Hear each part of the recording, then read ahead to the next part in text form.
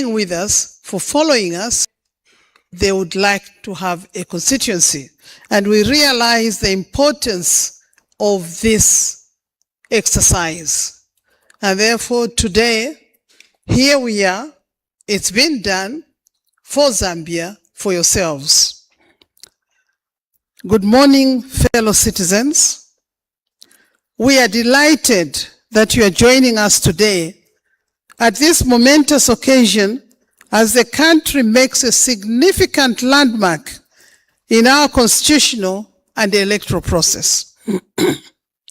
Today, the Electoral Commission of Zambia announces the names of the 70 new constituencies that will form part of Zambia's democratic architecture ahead of the August 2026 general elections and beyond. This announcement is not the beginning of the journey. It is the culmination of a national electoral process rooted in law, informed by citizen participation, and guided by transparency, inclusivity, and impartiality. Ladies and gentlemen, let me begin where the journey started. In December 2025, the Constitution of Zambia Amendment Act number 13 of 2025 was enacted to, among other things, increase the number of constituency-based seats from 156 to 226. These reforms created the legal basis for the creation of additional constituencies. It also placed a solemn responsibility on the Electoral Commission of Zambia to undertake delimitation in a manner that is constitutional, transparent, and impartial. The Commission did not rush to conclusions. Instead, it opened the process to the people. How? It opened the process in the 116 districts of Zambia. In February 2026, the Commission launched the delimitation exercise and set out the national roadmap. Consultations were conducted in all the 116 districts of Zambia. In these consultations, stakeholders identified issues related to delimitation, such as surface area, remoteness, accessibility, geography, community cohesiveness, population growth, history, and the practical challenges and representation. All this was discussed in the 116 districts of Zambia during those meetings. After the district sittings, the process culminated into the provincial sittings beginning in Southern Province in March 2026. At these meetings, district reports were received. All the district reports were received by the Commission and subjected to further scrutiny by various provincial stakeholders, because they were all there at those meetings. All the stakeholders in those provinces or their representatives were there. This pattern was replicated across the country, and the Commission went province by province. There was an overwhelming turnout and interest in both the district and provincial sittings.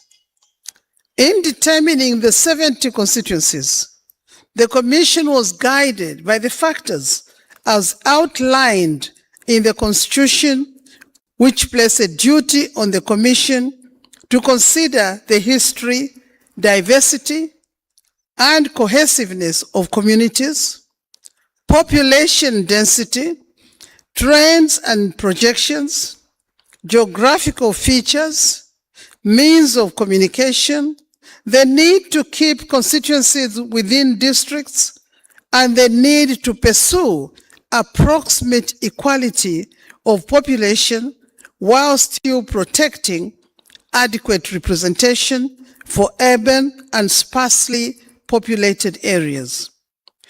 Those are the principles that guided the Commission, and those principles are not in the Constitution. They are not, these principles are not made up by the Commission, but they are the laws, they are in our laws, they are in our Constitution, and that's how the Commission was guided. The final determination of the constituencies to be announced today is drawn from the analysis of those district and provincial submissions. So the final determination has not come out of the blue. It has come from the people themselves in the districts and provinces. They were validated, verified by the people in the province in an open meeting, in a public open meeting where everybody came. Those who were interested in attending the meetings can testify to that.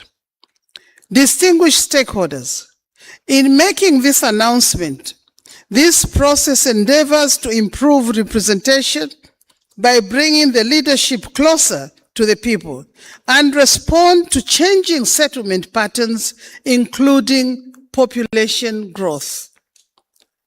As a commission, we are aware that there has been expectation, anxiety, and deliberate misinformation of the process. I now wish to make it crystal clear that no district or province was pre-allocated a fixed number of constituencies before the consultative process was concluded.